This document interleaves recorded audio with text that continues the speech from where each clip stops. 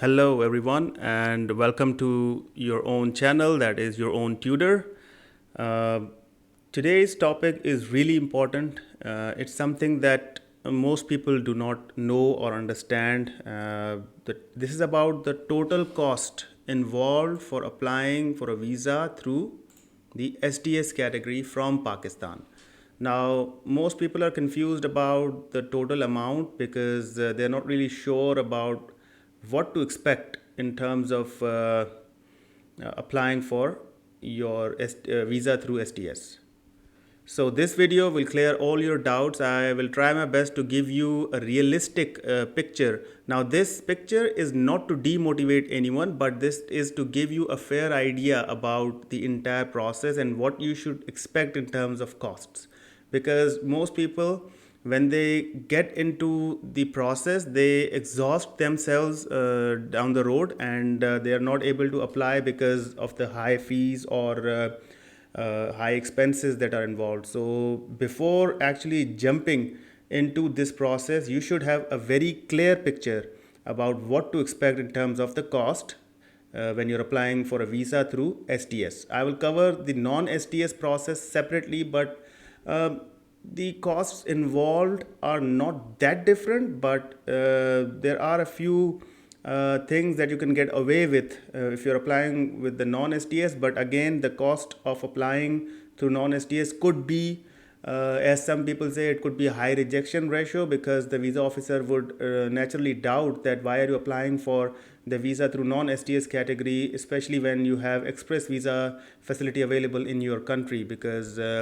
SDS is basically student direct stream, and it is to facilitate people. It is to facilitate students like you. So if you have that facility available in your own country, why are you even going for the non-SDS process? But again, some people who are not really clear about this entire process would actually go for non-SDS or any other category. But let's get started with this video, and let's give you a fair idea about what to expect. So first thing, as I told you earlier, would be admission to a university. I would recommend applying to at least 3 universities if you're planning to go to Canada, and each university application fees would cost you around $100 to $120, and that's pretty much the standard. It used to be $100, but now they've increased because of the inflation. They've increased $20, so at least you can expect $120 application fees per university. And since I'm recommending applying to at least 3 universities, so you can expect $360 in this. But if you're applying to just one university, then expect it to be around 120. And now these dollar figures, remember, these are not US dollars, these are Canadian dollars.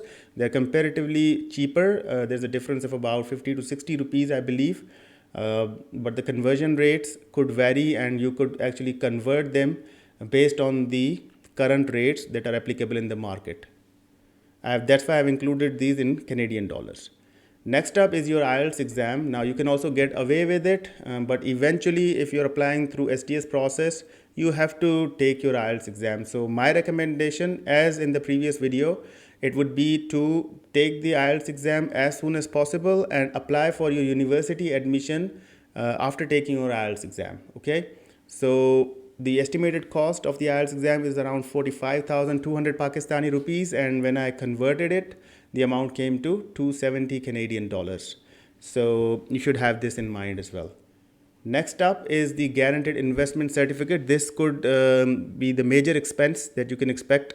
And in the non-SDS category, obviously you're not required to have this guaranteed investment certificate, and that's what people do. They take money from their relatives, as I told you earlier, and they put them in the bank, put the amount in the bank, and they show the bank statement, and they just apply for the Canadian visa through that process.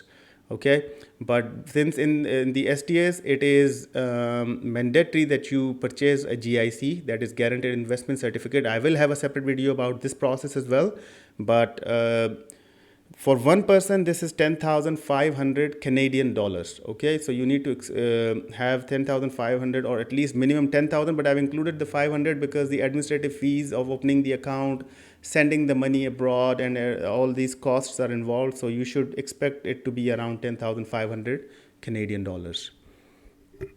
After the one more thing, if you're applying with family, for example, you're applying with your spouse, they would be applying for their open work permit, so this cost could vary, and $4,000 would be added for your spouse, and if you have any kids, so per kid you will have to pay 3,000 Canadian dollars, so this cost can actually go up to $17,000 and more. Next up is 1 year tuition fee. Now this is an expense that you cannot really make an estimate of because each program and each university has a different fee structure. I have, just for example, I've included the MBA program of the Memorial University because I applied to that program and I got an admission into this program. So for a Memorial University, you can expect it to be around 5,000 Canadian dollars that you need to pay for as 1 year tuition fee, and they'll issue you a letter that you need to include in your application. So these are the fees related to filing your application. So first one is biometric fee, that is to when you give your fingerprints to the Canadian authorities, and this is $85. Now where I have taken these figures from, I will let you know at the end of the video as well. Then there's upfront medical fees, and that is $170. Now this was in PKR. Again, I converted it based on the rates that are applicable on the 1st of January. That reminds me of wishing you all a happy new year as well. After that is the application fees, that is $150 per applicant. So the total comes to around 405 Canadian dollars. Now this is the grand total, that is a minimum of the amount that you would require. I have summed up all of these amounts, $405, and this 1 year tuition, guaranteed investment certificate, IELTS exam, admission to the university. So this comes to around 16,175 Canadian dollars. So how much is it in total?